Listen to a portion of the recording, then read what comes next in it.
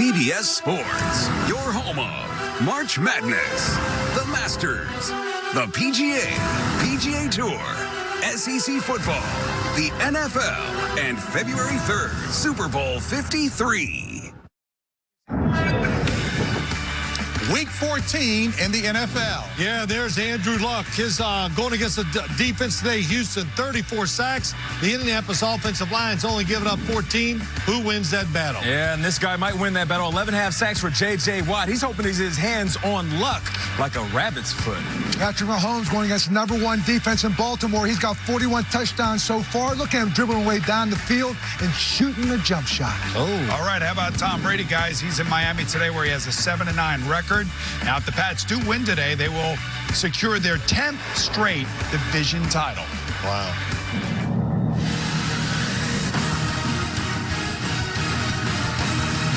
Stand by to move right. Ready, one? Take one.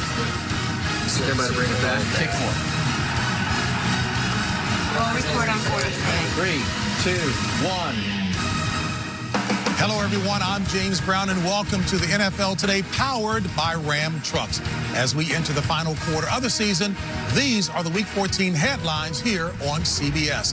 The hottest team in the NFL is Houston. After starting the season 0-3, they have won a league record 9 in a row, and these Texans will try to stay in command of the South as they host Andrew Luck and the Colts.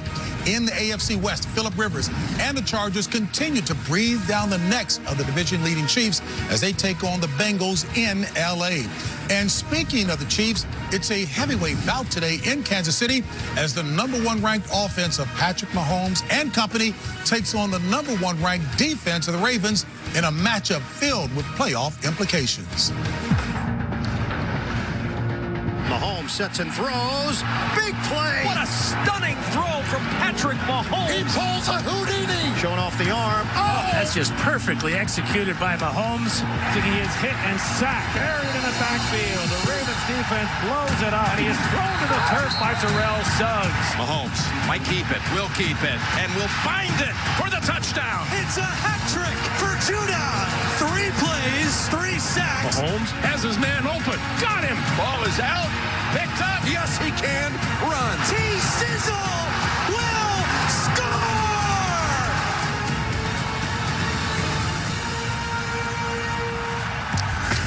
Well, the Ravens' D is tops in the league in points allowed per game, while the Chiefs lead in points scored per game. They also both rank first defensively and offensively in yards per play, as well as yards per pass attempted. Something has to give today in this matchup between the immovable object and the unstoppable force. Meanwhile, a look at the AFC playoff picture shows the Chiefs and the Patriots currently holding down the top 2 seeds and a first-round bye. The Texans and Steelers are leading their respective divisions, while the Chargers and the Ravens hold the wild cards.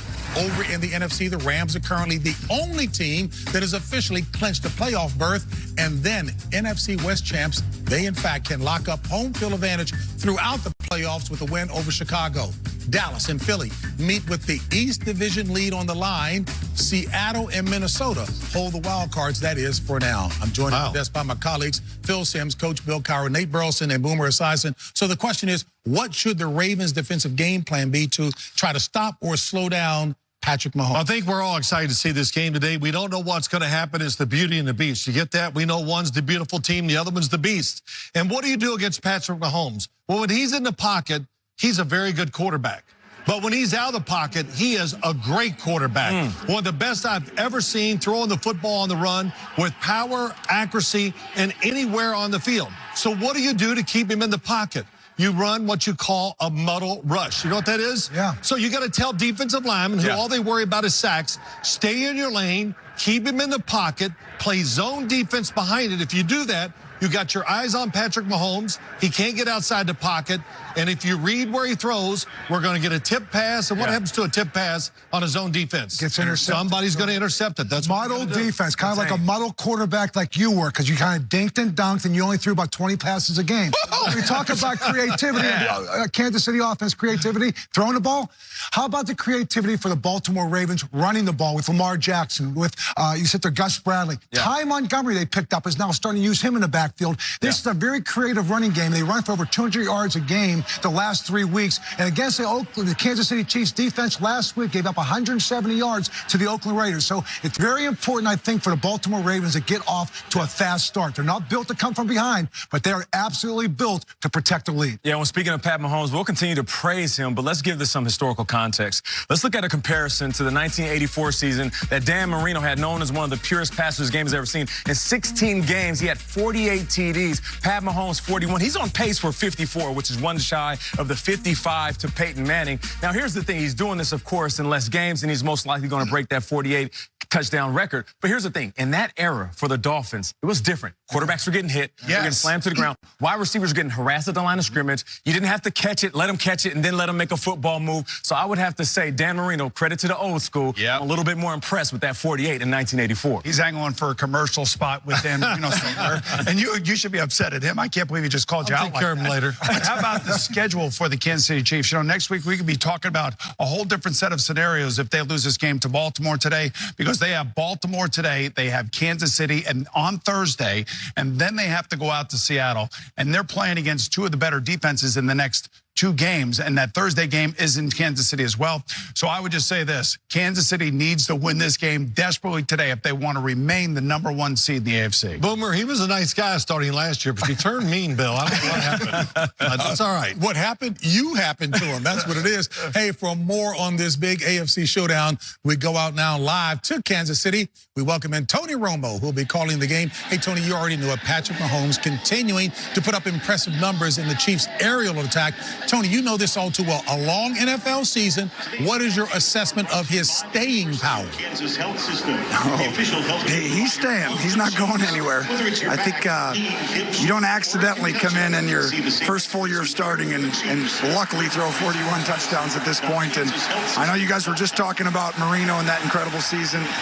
I mean, to come out at such a young age and be this explosive and this confident and really have this kind of a grasp of your offense, it's really impressive. And I do believe that, you know, the sky's the limit. He has Tyreek Hill, who might be the most dangerous player in the National Football League. He's definitely the fastest on the football field. Then you have a great tight end. I mean, he has a lot of things going for him. The coach keeps reinventing this offense, so it's very difficult to deal with. But to me, he really is special. He would still be doing fantastic if he was somewhere else. It may not be 41 touchdowns, but he'd probably have 25 or 30 already if he didn't have the same talent around him, I think. Hey, Tony, I realize I'm talking to a great quarterback in you, but now, to be clear, Lamar Jackson can throw it, but he's keeping defenses on high alert because of his dangerous legs. However, that alone is not a prescription for a lengthy career, correct? No, you're correct there. I do think, JB, that this game is really, there's about 4 or 5 things I think about it's going to be fantastic. The Ravens run the football, and they run it a lot. I mean, on 3rd and 4 or 5, they're just going to come out and run the football and try and move the chains that way. It's simple. The defense is playing 20 less plays a game almost because Lamar Jackson's playing. The offense is keeping the ball. The clock is going less. The defense is fresher. This defense, at this point, and I'll get back to the Jackson question hopefully in a second, but this defense now playing its best football, blitzing constantly, knowing they're only going to be on the field for about 3/4 of a game. And that's a rare difference. You got to give Jackson credit for that in this offensive philosophy. I see Greg Roman and what he's doing the same thing he did with Kaepernick. And you're seeing influences of this offense just like the 49ers had then. The staying power, definitely not going to stay for 10 years that way. If he learns how to, get through the progressions and just move through it faster, he's going to be fine. He doesn't have to move that fast, though, when you run the ball a lot. People are going to be open because they keep their eyes on you in the secondary. People just get open faster because they have to protect their gap. Hey, Tony, thanks so much. Looking forward to your call of the game. And with that in mind, let's get it quickly over to our NFL Today insider. That would be Jason La Canfora. Well, JB, teams remain in contact with Kareem Hunt after he cleared waivers last week, sources said. Still expect him back in the NFL in 2019. Sources said Hunt's getting counseling for alcohol and anger issues, meeting regularly with a women's group, and being mentored by a pastor. He's eager to speak to the league about the incident, but his interview is not yet scheduled. There's no timetable for that investigation into his altercation with a woman to conclude. Rookie Lamar Jackson will remain the Ravens QB down the stretch, barring a collapse. Sources said Joe Flacco's healthy enough to play. He's inactive today, and the coaches and players have galvanized around Jackson and his ball control offense. As Tony said, they lead the NFL in rushing yards and time of possession by a wide margin in 3 games under Jackson. Both Jackson and rookie running back Gus Edwards are in the top 8 in rushing in that span. Mike McCarthy, he's a hot name in coaching circles following his release by the Packers last week, but sources close to him say he'll likely sit out 2019 unless the right opportunity emerges. Those colleagues believe Baltimore and Carolina would be most appealing to McCarthy if open. They're skeptical that he ends up in Cleveland, as some have suggested. And JB, James Conner could be back for the Steelers by next week. Melvin Gordon and Eric Berry both set to play Thursday night. All right, Jason, thank you so very much. Well, Jason just mentioned Lamar Jackson, who is a former Heisman Trophy winner. Well, here in our studio is this year's Heisman winner. That would be Mr. Kyler Murray. We'll speak with him about his big night coming up. Coming up on the NFL Today, Deshaun Watson and the Texans have quietly climbed towards the top of the AFC. Touchdown, Houston. They made it look easy. But with a 9-game win streak now on their resume, they can no longer be ignored as the playoffs approach. Boomer reunited with his former college roommate, Colts head coach Frank Reich, and they both quickly learned that old competitive habits die hard. Oh, that doesn't count. No, rejected. And tight ends have played a huge part in a record-breaking year for NFL offenses. Find out which of these stars could play the biggest role as their teams chase postseason glory. All that and more on the NFL Today on CBS, the home of Super Bowl 53. The NFL Today on CBS Sports is powered by Ram Trucks. Handoff, Henry to the left. Busting out to the outside, 10-yard line, 15-yard line. Oh, a stiff arm to the 15, to the 20, 25, down the sideline, into Jacksonville territory, and still going. Henry is not going to stop. He goes all the way. 99 yards. Derrick Henry. That was magical. Henry, a former Heisman winner himself, finished that 99-yard record-tying run, which, by the way, is held by another Heisman winner, Tony Dorsett, by striking the pose in honor of last night's Heisman announcement. The 2018 Heisman Trophy is awarded to Kyler Murray of Oklahoma University.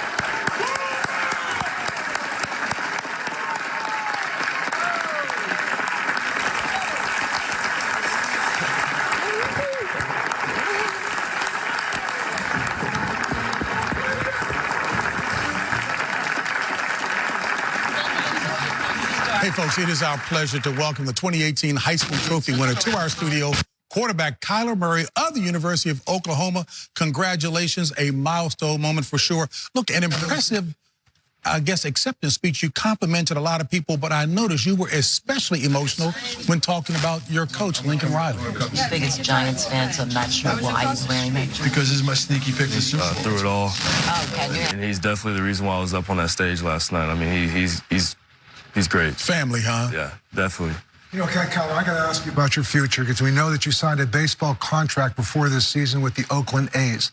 But I have to imagine that this season has exceeded all the expectations that you had. To be up there last night to prove that you were one of the best players in college football this year. When you think about Russell Wilson, had a baseball background. Patrick Mahomes, father played baseball. And then Baker Mayfield has come in, and we see the infusion of this new college offense. Is there a chance that you'll give some thought about the NFL? You're trying to put me on the spot, right? Yeah, hey, you're going to get thrown on the spot. Because, hey, listen, the decision you have to make is a combine. Yeah. To be honest, I'm just focused on, the college football playoff right now. Obviously, last night was a great deal for me, representing my teammates, my family, and my coaches. But to your point, I'm trying to focus on, the now right now. So, we'll get to that, down the line. It did exceed your expectations this year. To be honest, I expected to be here. I'm not trying to be cocky or anything like that. I'm humble, but I knew coming back. We had the weapons, we had the offensive line, we had the team. And Coach Riley, he's great. So for me, it was just going out there and doing my job, just making the right read, and just trying not to do too much. Well, quarterback's got to be confident. Kyler, I just say this: almost everybody in here played baseball and football. What is the high of baseball, and tell me the high of football? What gets you excited about both? Honestly, for football, just running out of the tunnel every Saturday, you know, to 90,000 or so fans with my guys, is, you know, there's nothing like it. And then when it comes down to baseball, I think anybody who knows or has played baseball, you know, getting in the box, hitting the home run and being able to pimp it is it's there you go. Yeah, it's fun. A highlight moment for sure, winning the Heisman, but attention was also given to a tweet back and forth that you were talking with your guys when you were 14 years of age, in which you use an offensive reference. You've already apologized, but talk about what you've learned from that. Yeah, no, you know, I was young. I own every single part of it. You know, I used a poor choice of word, but at the same time, like you said, you know, me being at this stage, me having this platform, you know, I learned from it, and it's critical for me, you know, crucial to me that, you know, I move on from it, but at the same time, own up to what I said and, you know, move on and learn from it. Well, you know what Kyler Murray said, don't give me the questions, just talk to me. I can handle whatever's thrown my way, just like you did. Good luck against Congratulations, buddy. All right. Thank you. Hey, folks, from one Heisman-winning quarterback to a pair of Heisman-winning quarterbacks on the Ravens, 2011 recipient Robert Griffin III and the 2016 winner Lamar Jackson. And, folks, you'll see Jackson at the top of the hour when he leads the Ravens and their airtight D in search of a fourth straight win. But Chiefs Kingdom will be roaring behind Patrick Mahomes and the high-flying KC offense. Ravens and Chiefs at 1 Eastern right here, Nate, on CBS. Time for Brilliance on the Field, presented by Kay Jewelers. Look, end zone, touchdown! What a throw! Beauty from Andrew Luck. Watson with the keeper, going for the corner. He's in! Touchdown, Deshaun Watson. Perfect touch, perfect timing. What a play by Watson. They're kind of making it look easy. Andrew Luck and Deshaun Watson are indeed making it look easy of late. Watson and the Texans are on a 9-game win streak since starting 0-3, while Luck and the Colts have won 5 of their last 6. That's right, JB, and that 9-game win streak started back in week 4 up against the Colts, and that man right there had over 400 yards, 4 TDs in that loss. But I think his season is being overshadowed by Pat Mahomes. Completion percentage, that's higher. Passer rate, that's higher. And Ebron doing this thing, 11 TDs on the receiving end of a lot of those plays. But Andrew Luck, 32 touchdowns this season. He got his hands full with that Houston Texans defense. Yeah, Houston defense led by J.J. Watt. They've taken the ball away 22 times, which is 4th in the National Football League. But on the other side, Deshaun Watson, last 7 games, 13 touchdowns, 3 interceptions, running the ball with Lamar Miller, and only throwing the ball 25 times. If they throw it, it's to the angriest receiver in football. It's DeAndre Hopkins. He has got hands. He could one-on-one put the ball anywhere near me. I will come down with it. Big game right here for the AFC South. Another big game over there because New England has had some troubles as they visited Miami. Yeah, they have. The angriest man on TV right there. Now let's talk about the New England Patriots. Tom Brady has lost 4 of the last 5 games down in Miami, but he gives the football to everybody. 3 running backs. You can't key on anybody. 6 different receivers catch the football. And then there's Devin McCourty, the quarterback of the defense. Gets them lined up. And when you have a good player on the other side on offense, him and his identical twin brother, Jason, they do the coverage, Boomer. Well, I'll tell you what, you say I'm holding papers, don't throw me the football. How about Ryan Tannehill? He's 3-0 at home, and he's completing 70% of his passes. He'll have his full complement of wide receivers, but they're missing Xavier Rhodes out of their defensive backfield, their best defensive player. Kenny Stills is actually one of the most explosive wide receivers that he'll be throwing to today. And remember, they do have revenge on their mind. And by the way, Kenny Stills, for the 2nd consecutive years, has been selected as the Dolphins nominee for the Walter Payton NFL Man of the Year Award, which recognizes a player for his excellence on and off the field. Boom, you don't got no hands? The NFL Today is sponsored by FedEx. Possibilities, what we deliver by delivering. WeatherTech, the ultimate American-made vehicle protection. And by the Ram 1500, Motor Trend's 2019 Truck of the Year. The Kraft family and the New England Patriots hosted their 25th annual Children's Holiday Party this week. Children from the Salvation Army and community centers across New England were treated to a night filled with holiday fun and games with Patriots players and cheerleaders. Time now to go inside the pregame HQ, delivered by Domino's.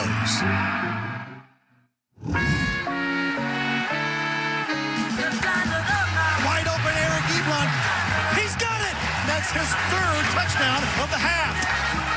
Big play. Travis Kelce. Reliable tight end, Kelce. Yes, sir. Looking for Gronkowski. He's got it. And what another sensational play. It never gets old. That's what you call a tight end. Wide open is Jared Cook. Caught. Rudolph has it. Touchdown, Minnesota. He's got Kittle. Stone cold Kittle. Cook. Touchdown. Zach Ertz. He's always there. That is big time. Come on now, Billy. Line it up. What did they blast me for not knowing exactly what the name was? Tighten it up, JB. Yeah, exactly. Zach Ertz has tightened up his game to another level this season, and his fellow tight ends have also opened eyes around the league. Our resident extraordinary receiver, Nate, has taken notice. He's put together his list of the top 5 tight ends in the game today. Get ready for criticism, Nate. Well, let's get right to it. It's about pass catching. It's also about blocking. It's about what you bring to the table. Here's the thing. It started at number 5, Kyle Rudolph with the Minnesota Vikings. Now, listen, the production might not match the other 4 on this list, but what he does, he opens up things for Thielen and Diggs. And here's the thing about Cousins. He was able to survive without Jordan Reed, so he's learned to not use his tight end as much. Now, George Kittle with the 49ers, 574 yards after the catch. That's yak yards. That is the most by any tight end or receiver in the NFL. So he's doing his thing. Eric Ebron, who has basically reinvented himself. Yes. And I know this is a lot to say about the quarterback position because Andrew Luck has really revived his career. So credit to Eric Ebron for doing what he does, 11 TDs and also 1 rushing touchdown. Number 2, Zach Ertz. I mean, you can't say enough about this guy, one of the best route running tight ends in the game, 93 receptions. That breaks the single season record Brian Westbrook held, of course, the playmaker. And number 1, who you guys got to expect this. It's Travis Kelce. No, if you're thinking Gronk, you were wrong. Travis Kelce, 1,082 yards, leads all tight ends. Here's the thing. He had back-to-back games with 10-plus catches, 100-plus receiving yards, and a TD. So, Coach, how does that compare with your list? I got 4 of the 5. I had a problem. I didn't have Kittle up there as 4. So I thought Jared Cook was worthy of mention. I think Jared Cook has been the guy. He's got 54 receptions, 6 touchdowns. He's a matchup nightmare as well. This is true. But I think that Kittle was my 6th guy, so I'm pretty spot on with him. And I liked Rudolph as number 4, actually. I kind of like your list, you know, Nate. Were you a blocking wide receiver? Because as you sit here, you're getting bigger. You could be one. Well, listen. So were you a good blocking wide receiver? I was, of course. Okay, then. I respect your list. It was pretty good. I know your list is okay. It's not perfect, but I do think Gronk belongs on there. No, I also think that Delaney Walker should get a little love, too, as well. Yeah, you're right about that. Listen, it's all about the tight ends, the opposite of Phil's butt. Yes. We will keep the conversation going here, but the kickoff just about a half hour away. Boy, these guys out of control. It's time now to set the scene at your game as we take you out first on the field for the latest news and updates on your matchup. Man, I'm going to need force to revenge. And later, Joe Mixon and the Bengals roll into L.A. to take on red-hot Phillip Rivers and the Chargers, or Phillip Lindsay and the Broncos square off against the Niners. That comes your way at 4 Eastern, 1 Pacific. Where, Nate? Right here on CBS, JB. You know, I'll tell you one thing. This Broncos team, you know, I looked at them a couple weeks ago, and I'm saying, man, if they could just win their final 4 games, they have a really good chance of making the AFC playoffs as the number 6 seed. Now, all of a sudden, injuries are starting to hit this team. No Chris Harris, obviously, today.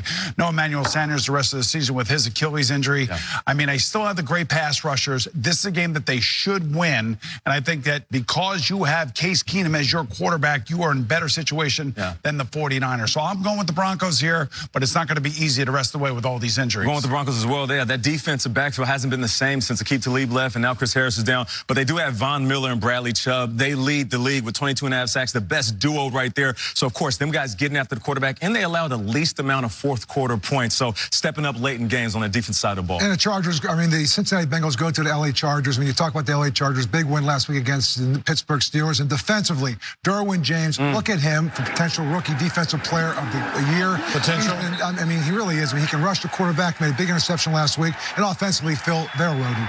Well, they're loaded. Good offensive line. Of course, Phillip Rivers throwing the football well. How about 9 yards per attempt throwing? Boomer, we're ex-quarterbacks. That's ridiculous. You know, he's got a good receiving core. And Ken Wisenhunt, your old offensive coordinator, you must have suppressed him because now he's got all this stuff moving around and they're throwing the football down the field. They're exciting to watch. We won a Super Bowl with them. But you had no fun.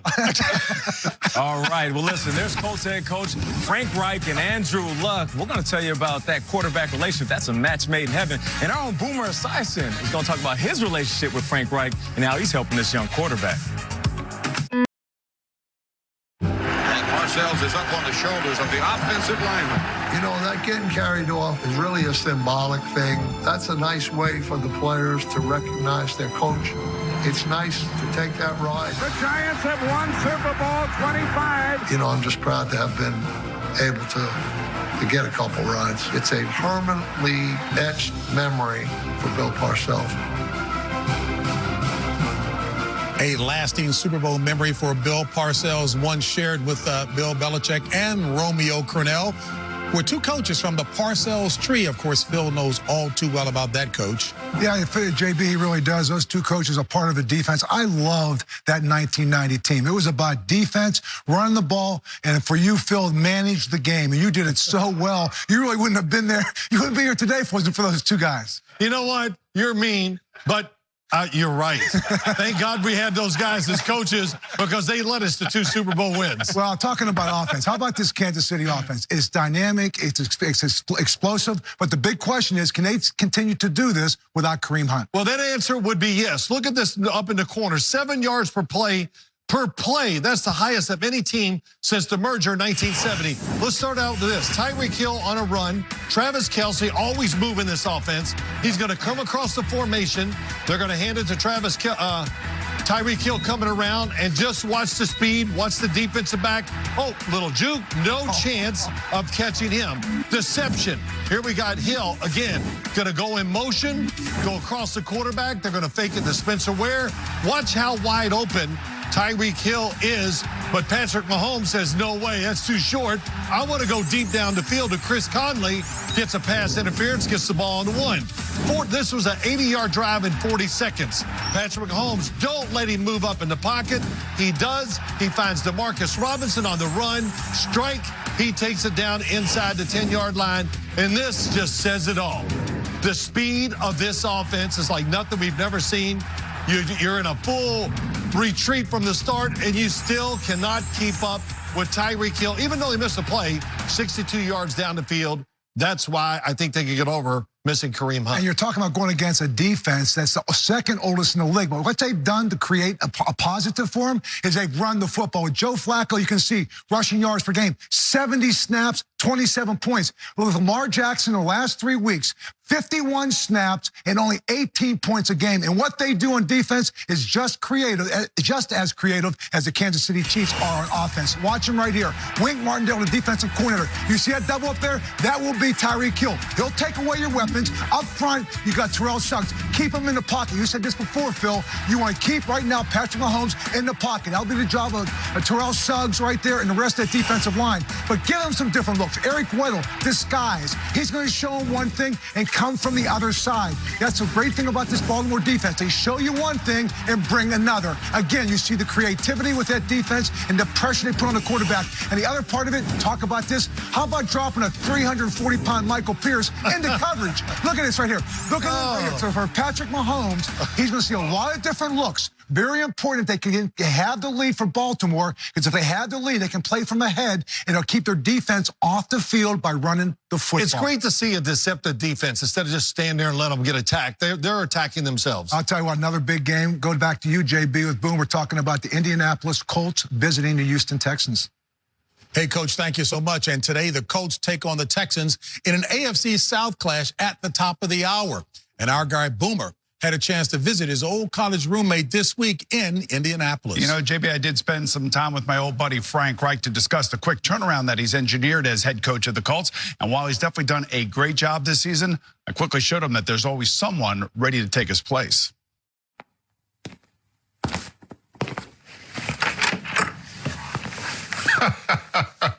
Oh, hey, bud. How are you, man? Some things never change, Yeah, right? no, I've been working on some third down calls for you. Gotta be front and center. Yes, how are you, man? You want the game plan? Yeah, you I'd want like to to see the call game the plan plays too, this yeah. week? I do appreciate, though, this photo that you have there for us. That is a Besties classic. for life.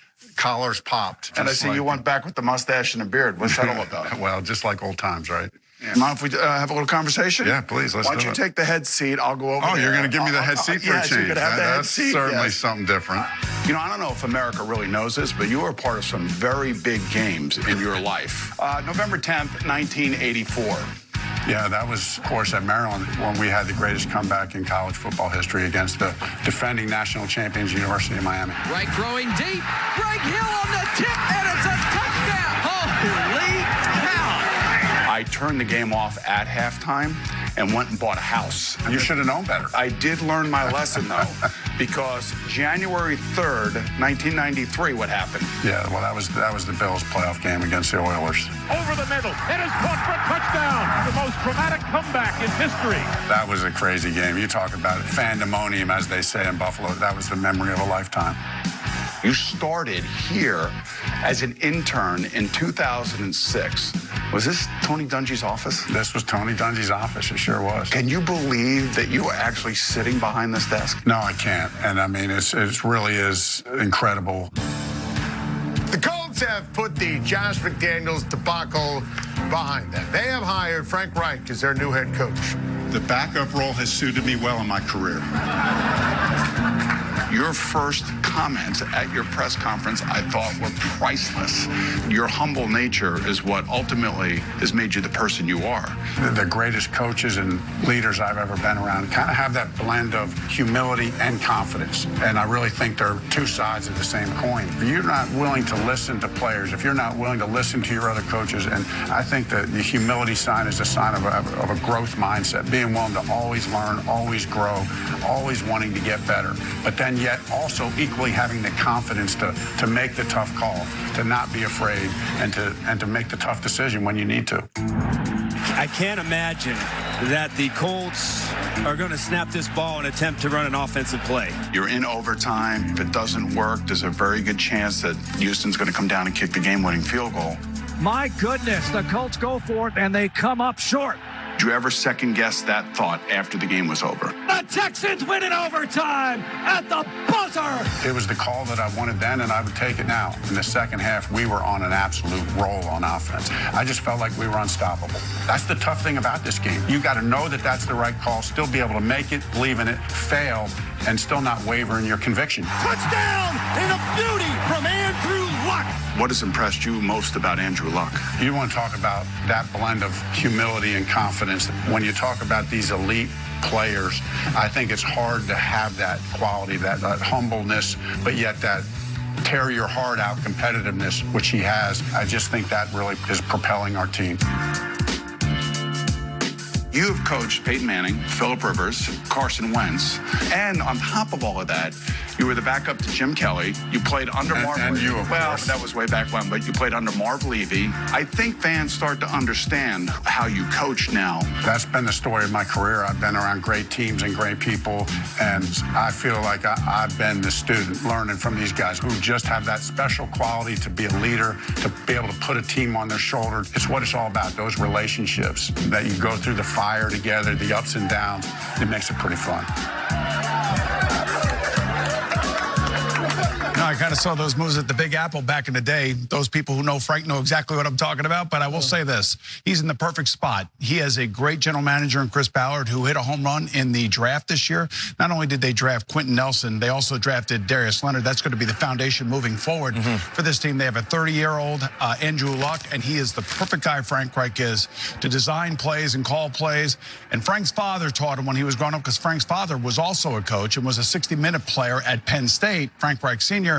basically said, son, keep the pressure on. And Frank will keep the pressure on. That I can guarantee. Hey, good job, man. Your relationship was evident. It was good. All that you pulled out of him for sure. All right. Hey, folks, and that brings us to another round of Believe or Make Believe. Now, you know how it works. I have several statements for the guys to react to, and we begin with feel. Right. All right. The loser of Monday night's Vikings-Seahawks game will not make the playoffs. Believe or make believe? Well, can I say half? Half and half? No, it's one or the simple other. question. It's a simple question. If the Vikings lose, they won't make it. If Seattle loses, I still think they will. So I just got to speak the truth. You know, I just can't. That wasn't even the question. Well, yeah. Well, I just answered it two ways. You should ask yourself the question. Okay. Coach, I'll be the host. The winner of today's Eagles-Cowboys game will win the NFC East, believe or make believe. That's make-believe, JB, and I'll tell you why that's make-believe. Because the Cowboys, I think, will win it irregardless, even if they lose, because I think that they have the better football team. They are playing very well. They've won 4 straight. They got the running game going. They got the defensive going. The Eagles right now, I think, are decimated in the defensive backfield on the side and the offense without a real running back right now. I like the Cowboys to win the NFC East. Our excellent. That's a definitive answer. That was definitive. And hey, the model way to do it, right? Have 10 seconds. And Nate will do the same thing with the model answer. Steelers running back Jalen Samuels, replacing the injured James Conner, will have over 50 all-purpose yards today against the Raiders. Believe or make believe? Oh, man. Listen, I believe that. I believe that's disrespectful. I mean, Samuels. 50. Do you know who the leading receiver at NC State is? It's Samuels. Yeah. My man was a tight end / running back in college. Right. I guarantee he has over 100 yards. He's going to be running out of the backfield in between tackles and in the screen game as well. Expect a big game from him. That's a disrespectful question to Samuel. That's how you answer a question the right way, Phil.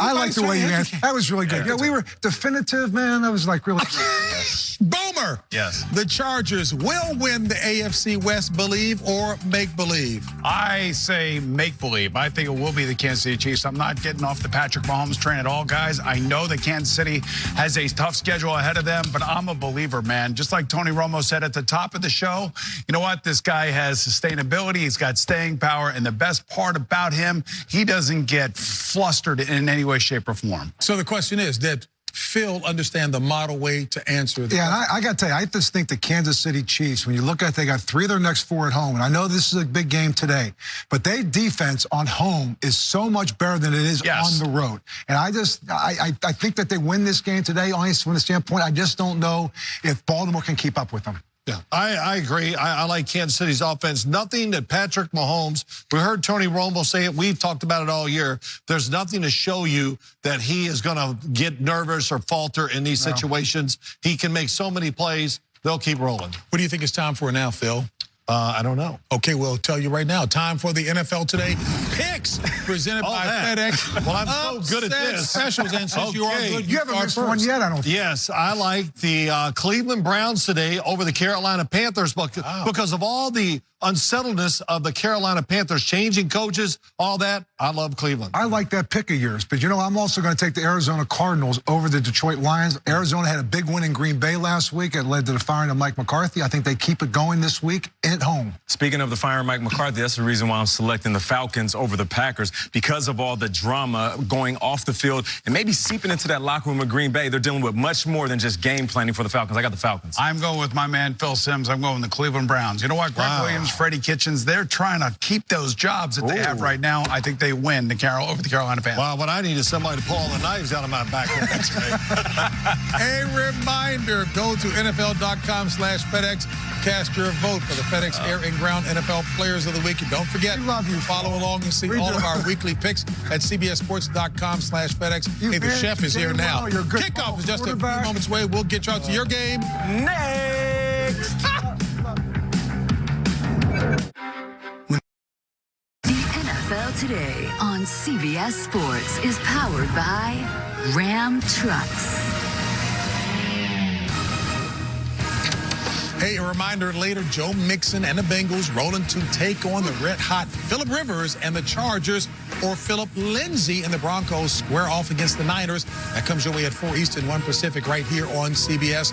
Folks, the Broncos have surprisingly put together a 3-game win streak, thanks in part to the play of undrafted rookie running back Phillip Lindsay, the AFC's Offensive Player of the Week. You know, you look at this team, Denver, and boy, what they've done, the wins they've had, and you're talking about beating the LA Chargers, beating the Pittsburgh Steelers on back-to-back wins, and Phillip Lindsay, you talk about a guy, how exciting is he? Is this kid, the stature of him, his ability to run inside his outside, his speed, and the rookies that they have, Cortland Sutton right now, I know he's another receiver that's a rookie class, Bradley Chubb.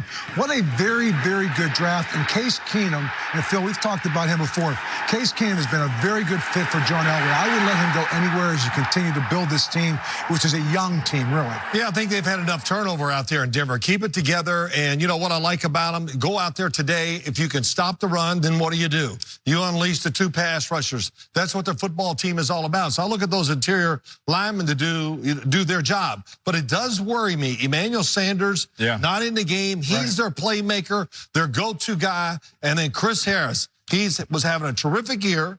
He's the slot defender, which is a big deal in the NFL, and he's the #1 corner when they need to be too. Missing those guys, I think, really hurts that football team. And the 49ers, hey, they start running the ball, they can move it and score a lot of points. You know, with that outfit, you could either be the Bronco cheerleader or you could be the University of Texas cheerleader. I'm not really sure. But at the end of the day, Daddy looks good today. Daddy sound like you, huh? Yes, but I will say that the San Francisco 49ers, their record doesn't really reflect the effort, and it certainly doesn't reflect their standings where they are when it comes to statistics, offensively and defensively. They have some young players of their own. They had a pretty good draft as well. So the future's bright, I think, for both of these teams from that standpoint. This is one of those you got to be really careful games if you are the Denver Broncos. You are better than the 49ers. You have to win this game. And for the Bengals guys, I don't know what's going to happen with them this offseason, but if they decide to clean house there, the first guy that they should call is offensive coordinator of the Kansas City Chiefs, Eric Bieniemy, for the head coaching job. He was a former teammate of mine in Cincinnati. I know they're very familiar with him. He will make a great choice if, in fact, the Bengals decide to make a change. So why don't we go with Nate then when we talk about Chargers-Bengals then? Well, the Chargers, I think right now at this point in the season, they're playing as good as anybody. Phillip Rivers has hit his stride. Of course, the concern was, what are they going to do without Melvin Gordon? But it seemed like everybody's kind of taking shape, and they can kind of put together collectively and bring together what he did individually. But Phillip Rivers, with those wide receivers, who I said could be the most well-rounded group in the business. Keenan Allen, phenomenal #1 talent. Tyrell Williams would be the highest paid free agent wide receiver in the offseason. Mike Williams, all of a sudden reminding everybody why it's such a high draft pick. Travis Benjamin, the speedster that can take the top off the coverage. So what they bring to the table, along with that running game, and not to mention, they got Joey Bosa back in business. This Charger team could be the scariest one in December and come January. You know, and Justin Jackson, I think you look at him as a rookie, a running back. That's the guy. Took over. He came in. You know, Melvin Gordon goes down. Austin Eckler take the starter, but Austin Eckler halfway through the Pittsburgh game just wasn't getting done. And what that gave them that spark to get over that hump was Justin Jackson. This rookie from Northwestern has been very, very good. Desmond King has been a slot receiver in his second year. Big punt return the other day. So they've got some young players coupled with the experience at the quarterback position and even in the safety position. I love the mix that they have with Ken Wisenhunt and Gus Bradley, the coordinators. I think right now they're doing as good a job as anybody. Anthony, honestly, for Coach of the Year, you got to give some thought to that. No question. I like your thought about Eric Bieniemy to the Cincinnati Bengals, because it seemed like the Bengals kind of want to go that way anyway. But when you talk about the Chargers, watching that game Monday night, I thought they really were lucky to beat the Pittsburgh Steelers. The Steelers looked like the better football team. But Justin Jackson, when he came into the game, my whole thought about the Chargers changed, because he's a big, I mean, so many of these guys we are watching this year, running backs, undrafted. Look what he did in college. How can you not get drafted? It just tells me how many good players are out there because they can't make their mind up. But, you know, do that and throw the football down the field. And the defense, to me, they got to be a little better against the run to really take them serious to be a big time Closing note on Monday night, Rams and Bears. Well, it's tonight that is. The Rams and the Bears, boys. It's going to be cold. It's going to be Bears weather. It's going to be a Khalil Mack type of night. The Rams got it all going on, but they get Mitch Trubisky back tonight. That's a difference maker for the Bears. It's going to be a Todd Gurley type of night. Implicit in comments about the range of your sartorial splendor is you can pull it off, we can't. Well, sartorial splendor. You lost it right there. Hey, we'll see you back at 4 Eastern, 1 Pacific right here on